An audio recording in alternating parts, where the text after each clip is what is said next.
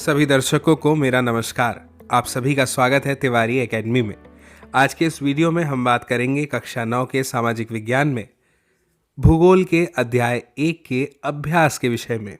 भूगोल का अध्याय 1 जिसका शीर्षक है भारत, आकार और स्थिति। मुझे उम्मीद है कि इस अध्याय पर बना हुआ वीडियो आपने हमारे चैनल की प्लेलिस्ट में जाकर ज़रूर देख लिया होगा। तो चलिए आगे बढ़ते हैं आज के इस वीडियो में और बात करते हैं सबसे पहले प्रश्न क्रमांक 1 की। हमेशा की तरह प्रश्न को अच्छे से समझेंगे और उत्तर तक के पहुंचेंगे। क्या है प्रश्न क्रमांक 1? प्रश्न क्रमांक 1 है कि निम्नलिखित 4 उत्तरों में से उपयुक्त उत्तर हमें चुनना है। हमें 4 विकल्प दिए गए हैं, सही उत्तर हमें इनमें से सही विकल्प चुनना है। ठीक है, सबसे पहले बात करते हैं पहले प्रश्न की। क्या है पहला प्रश्न? कर्क रेखा किस राज्य से नहीं गुजरती है? हम जानते हैं कि कर्क रेखा किन किन राज्यों से होकर के गुजरती है ना। कुल 8 राज्य हैं। अब उनमें से हमें यहाँ पर ये बताना है कि वो कौन सा राज्य है जहाँ से होकर के कर्क रेखा नहीं गुजरती है। चलिए विकल्पों को देखते हैं। जैसे ये दिया हुआ है राजस्थान, छत्तीसगढ़, उड़ीसा और त्रिपुरा। हम सभी जानते हैं कि उड़ीसा वो राज्य है जहाँ से कर्क रेखा नहीं गुजरती। तो सही जवाब क्या हो जाएगा? ख यानी उड़ीसा हमारा सही विकल्प यहाँ पर हो गया है। मुझे उम्मीद है आपको बात समझ में आ गई है ना। ठीक है, अब बढ़ते हैं प्रश्न क्रमांक 2 की ओर। क्या है प्रश्न क्रमांक 2?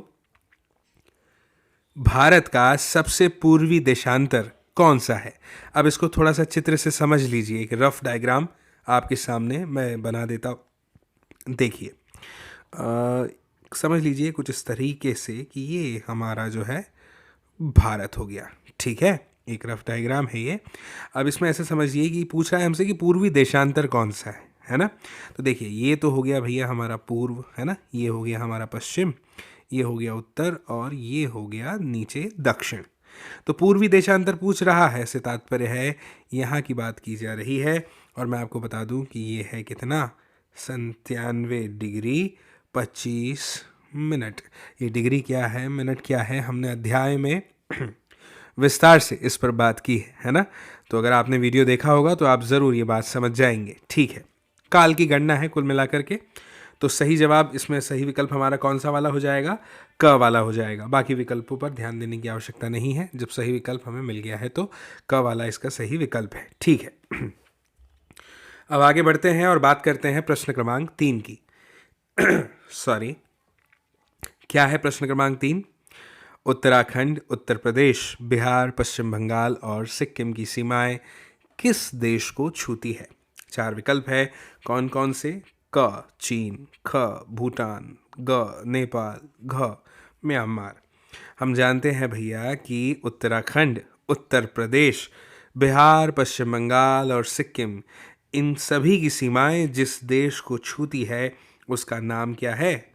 बिल्कुल सही, उसका नाम है नेपाल, यानी कि ग हमारा सही उत्तर यहाँ पर हो गया है। ठीक है, अब हम इसी तरह से आगे बढ़ते हैं और आगे बढ़ते हुए बात करते हैं प्रश्न क्रमांक 4 की। क्या है प्रश्न क्रमांक 4? कि ग्रीष्म अवकाश यानी गर्मी की छुट्टियों में आप यदि कवरत्ती जाना चाहते हैं तो किस केंद्र शासित क्षेत्र में आप जाएंगे? ये तो हम सभी को मालूम है कि कवरत्ती के बारे में हमने पढ़ा था। ये लक्षद्वीप में है। देखें इसमें कौन सा विकल्प लक्षद्वीप है? ख वाला, है ना। तो हमारा सही उत्तर जो है वो ख हो जाएगा, लक्षद्वीप। ठीक है, चलिए प्रश्न क्रमांक 5 पर आते हैं। क्या है? मेरे मित्र एक ऐसे देश के निवासी है जिस देश की सीमा भारत के साथ नहीं लगती। आप बताइए वह कौन सा देश है? भाई हमने तो भारत के सभी पड़ोसी देशों के बारे में पता कर रखा है ना। तो भूटान भी है, बांग्लादेश भी है, नेपाल भी है, लेकिन तजाकिस्तान नहीं है। तो हमारा सही उत्तर जो है वो हो जाएगा ख यानी कि तजाकिस्तान। ठीक है दोस्तों, मुझे उम्मीद है कि सही विकल्प आपको बहुत अच्छी तरह से समझ में आ गए होंगे। अध्याय भी हमने पढ़ा हुआ है तो ये समझना कोई कठिन बात नहीं है। अब चलिए आगे बढ़ते हैं और आगे बढ़ते हुए बात करते हैं भैया प्रश्न क्रमांक 2 की। क्या है प्रश्न क्रमांक 2? प्रश्न क्रमांक 2 है कि निम्न प्रश्नों के उत्तर हमें संक्षेप में देने हैं। ठीक है, संक्षेप में ही देंगे। पहले प्रश्न तो पढ़ लें। प्रश्न क्रमांक 1 क्या है? अरब सागर तथा बंगाल की खाड़ी में स्थित द्वीप समूह के नाम बताइए। यानी हमें सबसे पहले उन द्वीप समूह के नाम बताने हैं जो कहाँ कहाँ पर स्थित है, अरब सागर में और बंगाल की खाड़ी में। ठीक है, ये प्रश्न का एक हिस्सा हो गया। अंतिम हिस्सा क्या है? दक्षिण में कौन कौन से द्वीपीय देश हमारे पड़ोसी है, हमें ये भी बताना है। ठीक है, बिल्कुल बता देंगे हम, हमें पता है, हमने पढ़ा है। सबसे पहले बात करें अरब सागर की, तो अरब सागर में लक्षद्वीप है ना, द्वीप समूह। और बंगाल की खाड़ी की बात करें तो इसमें है अंडमान और निकोबार द्वीप समूह, है ना। ये दोनों के विषय में हमने विस्तार से पढ़ा था। नक्शे में कहाँ इनकी स्थिति है ये भी हम जानते हैं। अब बारी आती है प्रश्न के अंतिम हिस्से की। क्या था कि दक्षिण में कौन कौन से द्वीपीय देश हमारे पड़ोसी है, ये हमें बताना था। तो भैया दक्षिण में मालदीव और श्रीलंका, ये दो द्वीपीय देश हैं जो कि हमारे पड़ोसी देश कहलाते हैं। ठीक है, मुझे उम्मीद है कि दोस्तों कि आपको ये उत्तर भी बहुत अच्छे से समझ में आ गया होगा। अब बढ़ते हैं प्रश्न क्रमांक 2 की तरफ। क्या है प्रश्न क्रमांक 2? उन देशों के नाम बताइए जो क्षेत्रफल में भारत से बड़े हैं। ठीक है, बता देंगे दोस्तों। उन देशों के नाम क्या क्या हैं? रूस, कनाडा, चीन, यूएसए यानी United states of America, Brazil और ऑस्ट्रेलिया। ये क्रम से वो देश हो गए जो क्षेत्रफल की दृष्टि से भारत से बड़े हैं। ठीक है, मुझे उम्मीद है कि आपको ये समझ में आ गया होगा, है ना। अब आगे बढ़ते हैं प्रश्न क्रमांक 3 की ओर। क्या है प्रश्न क्रमांक 3? हमारे उत्तर पश्चिमी, ठीक है, उत्तर पश्चिमी, उत्तरी तथा उत्तर पूर्वी, ठीक है, ये भी इन पड़ोसी देशों के हमें नाम बताने हैं। ठीक है, सबसे पहले तो हमें उस पड़ोसी देश के बारे में बताना है जो उत्तर पश्चिम में स्थित है। ठीक है, ये रफ डायग्राम हो जाता है। ये हो जाता है हमारा उत्तर, ये हो जाता है दक्षिण, ये हो जाता है पूर्व, ये हो जाता है पश्चिम। अब सबसे पहले हमें बताना है उत्तर पश्चिमी, ठीक है, तो यानी ये वाले। ठीक है, इसके बाद में क्या बताना है? उत्तरी, है ना, तो ठीक है, ये उत्तरी हो गया। फिर उसके बाद में बोला उत्तर पूर्वी, मतलब ये हो गया। इन यहाँ पर जो पड़ोसी देश हैं उनके नाम बताने हैं। ठीक है, तो सबसे पहले हम बात करते हैं उत्तर पश्चिम की। ठीक है दोस्तों, यहाँ पर आप जानते हैं कौन कौन है? पाकिस्तान और अफ़गानिस्तान, है ना, ये हमारे उत्तर पश्चिमी पड़ोसी देश हैं। इसके बाद में अगर बात करें नेपाल और भूटान की, नेपाल, भूटान और चीन की, तो ये हमारे हो जाते हैं उत्तर के पड़ोसी देश, है ना। नेपाल, भूटान, चीन हम सभी जानते हैं यहाँ पर है। और इसके बाद में इस तरफ आ जाते हैं तो बांग्लादेश और म्यांमार जो है ये हमारे उत्तर पूर्वी पड़ोसी देश कहलाते हैं, है ना। मुझे उम्मीद है कि आपने इस उत्तर को समझते हुए भारत का नक्शा अपने जहन में ले आया होगा, है ना। ठीक है, तो ये हो गया इसका तीसरे का उत्तर। अब आ जाते हैं हमारे चौथे प्रश्न पर। क्या है चौथा प्रश्न? भारत में किन किन राज्यों से कर्क रेखा गुजरती है, उनके नाम बताने हैं। ठीक है, अभी बता देते हैं, ये तो हमने देखा पढ़ा हुआ है। तो दोस्तों कर्क रेखा जो है भारत में 8 राज्यों से होकर के गुजरती है ना, जग जाहिर बात है। कौन कौन से हैं?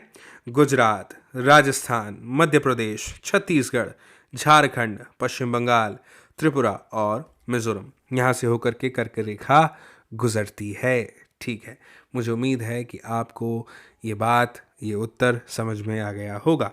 इसी उम्मीद से आगे बढ़ रहे हैं और बढ़ते हुए बात कर रहे हैं प्रश्न क्रमांक 3 की। क्या है प्रश्न क्रमांक 3? सूर्योदय अरुणाचल प्रदेश के पूर्वी भाग में गुजरात के पश्चिमी भाग की अपेक्षा 2 घंटे पहले क्यों होता है, जबकि दोनों राज्यों में घड़ी एक ही समय दर्शाती है? इस बात को हमें स्पष्ट करना है। सबसे पहले आप प्रश्न को समझ लीजिए। छोटा सा नक्शा भारत का फिर से। अब हमसे क्या कहा जा रहा है? हमें ये बताना है अरुणाचल प्रदेश, यानी यहाँ की बात हो रही है। फिर उसका जो पूर्वी भाग है यही वाला है ना, यहाँ पर, और गुजरात का पश्चिम भाग, यानी यहाँ की बात हो रही है। तो यहाँ पे 2 घंटे पहले सूर्योदय होता है। कहाँ पे? मैं हरे रंग से आपको, सॉरी, हरे रंग से बता देता हूँ। ये यहाँ पे सूर्योदय पहले होता है 2 घंटे, और यहाँ पे 2 घंटे लगते हैं पहुँचने में। ठीक है, ठीक है, मोटा माटी आप समझ गए अर्थ क्या है। तो हमें इस स्थिति को स्पष्ट करना है। ठीक है, ये तो भौगोलिक स्थिति है ना। ठीक है, उत्तर से समझते हैं दोस्तों। भारत का जो देशांतर है उससे हमें क्या समझ में आता है कि जो देशांतर विस्तार है पश्चिम से पूर्व की ओर, वो लगभग 30 अंश का अंतर वहाँ पर देखने को मिलता है। यहाँ से यहाँ का जो अंतर है वो कितने अंश का देखने को मिलता है? 30 अंश का। अब इसका क्या मतलब है? इसका मतलब है कि गुजरात से अरुणाचल प्रदेश तक लगभग 2 घंटे का समय अंतराल है। कौन सा अंतराल है? समय का अंतराल है। ठीक है ना। स्थानीय समय में इस तरह के मतभेदों से बचने के लिए दोस्तों पूरे देश को एक समान देने के लिए जो भारतीय मानक समय है उसको निर्धारित किया गया है।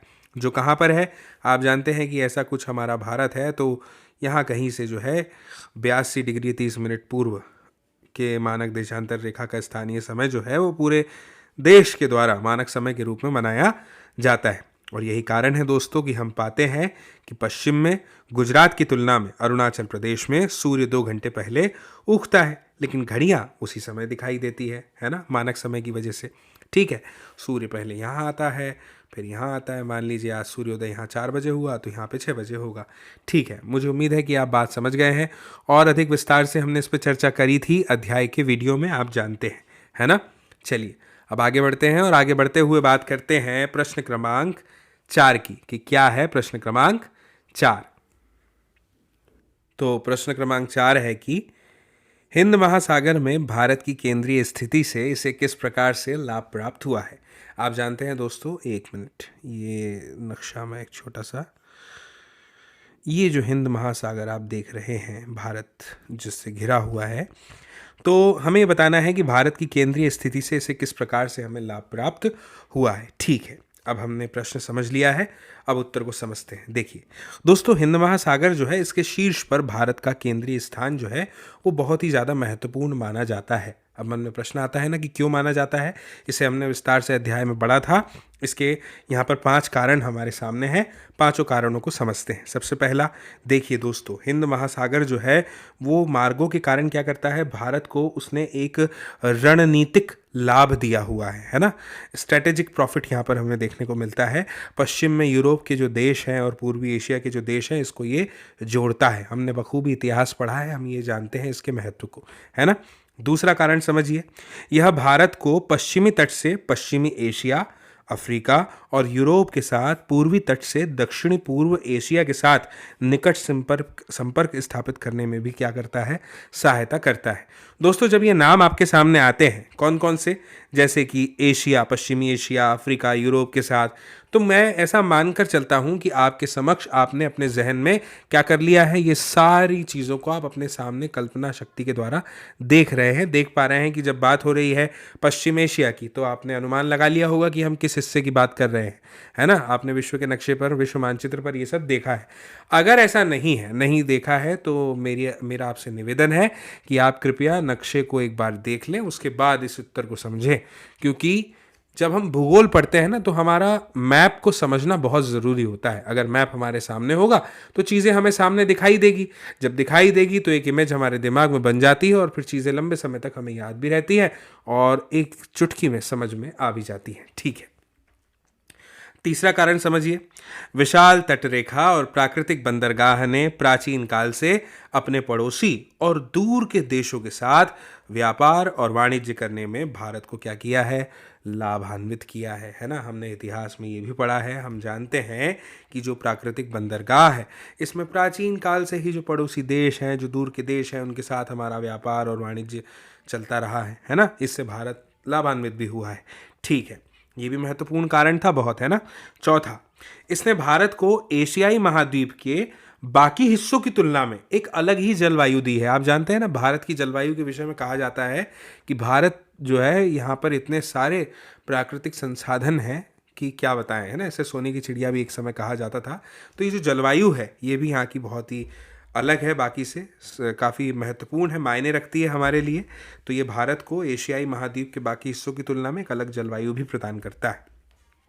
अब पांचवा और अंतिम कारण समझ लीजिए दोस्तों, किसी अन्य देश की भारत के रूप में हिंद महासागर पर इतनी लंबी तटरेखा नहीं है जितनी भारत की है ना। हम देख रहे हैं कितनी लंबी है यहाँ पे तटरेखा, और यह हिंद महासागर में भारत की प्रमुख स्थिति है जिसने इसके बाद एक महासागर का इसे नाम दिया है ना, हिंदुस्तान, हिंद महासागर, है ना। हिंदुस्तान क्या है, हमारा भारत, और ये महासागर का नाम क्या है, हिंद महासागर।